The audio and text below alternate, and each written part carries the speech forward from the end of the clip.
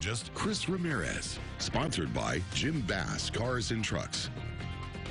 Welcome back, everyone. So are some parts still getting storms in the country? Yeah, so we're seeing some storms approach from the east, actually. This is all due to a slight cold front. We're not really going to see too much of effects of it, but looking at our headlines, we can expect a slight cold front overnight. We're expecting those storms to remain in our eastern counties. They could make it into our central counties here in the Concho Valley, but we are going to see a much quiet weather pattern as we go into the next 7 days. And here's a look, and we're also going to talk about a look at the tropics as we currently look at the situation there. But as we look at our current conditions here in San Angelo, right now we're sitting at 79 degrees here at Mathis Field. Feels like 81, can be used at 60%. Winds out of the southwest at 7 miles an hour. And currently looking at radar, definitely seeing some of those storms actually approach from the east.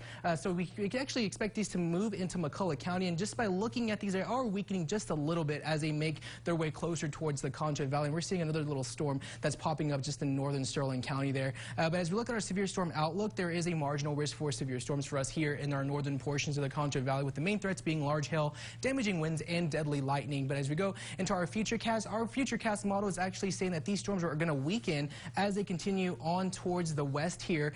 So we expect to see just a few storms in our eastern counties as we go throughout the night, and that's due to this cold front, and they're coming in front of that cold front. We're going to see temperatures in the 70s, and I know I say cold front, but we're not really going to see any effects of that because our temperatures are going to be in the 70s for the most part as we go into the overnight hours. But we are going to see a slight cool down for tomorrow. We're not going to see temperatures in the hundreds, but in the mid-90s as we head into tomorrow. But here's the current temperatures across the Concho Valley: 79 here in San Angelo, 82 in Sterling City, sitting at 73 in El Dorado, and sitting at 83 or 78 in Brady. We're looking at our current situation across the state of Texas. Definitely seeing some more storms flare up just to the west of us, or to the east of us, and more in eastern Texas there as we currently look at that situation. We have a high pressure system that's off to our west. This was responsible for those very hot temps that we saw today and the day before. But as we go into that next few hours, expect this cold front to continue to make its way towards the south there as we look at the current situation. Yes, we're seeing yellows for the state of Texas. That's due to that amber alert that was issued out of Dallas. Of course, that's showing up on our radar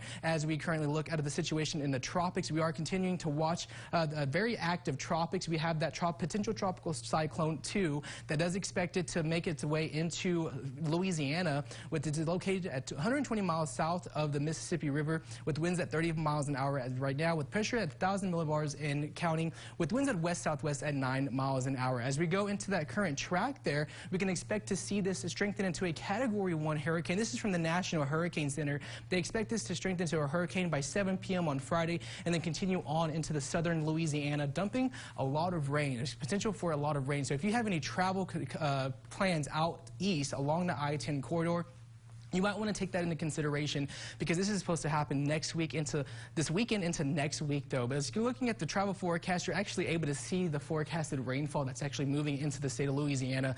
With temperatures going to remain mostly quiet in the 90s for us here in West Texas. Not really going to see any effects from this particular thunderstorm, but we are going to start seeing the temperatures just remain mostly quiet with that rainfall moving off to the east there, east of Texas, moving eventually into Arkansas. But looking at our conditions for tonight, expect to see a 30% chance of those thunderstorms. We are seeing those storms flare up to our eastern counties as of now, getting up to 77 degrees with the winds out of the south at 5 to 10 miles an hour. Tomorrow, a little bit cooler, high of 95, mostly sunny with our temperatures remaining in the mid-90s as we head into the next couple of days. And looking at our 7-day forecast, expect to see our temperatures remaining in the upper 90s with mostly sunny conditions from Friday all the way until next Wednesday. We do have the potential for a few isolated storms to flare up in our afternoon hours as we go into the next several days or so. But looking at our winning with the weather, we are still doing this. You have Thursday's the last day you can sign up for the winning with the weather. When we're giving away, Parsons Heating and Air is giving away 4 Schlitterbahn tickets with towels and sunscreen,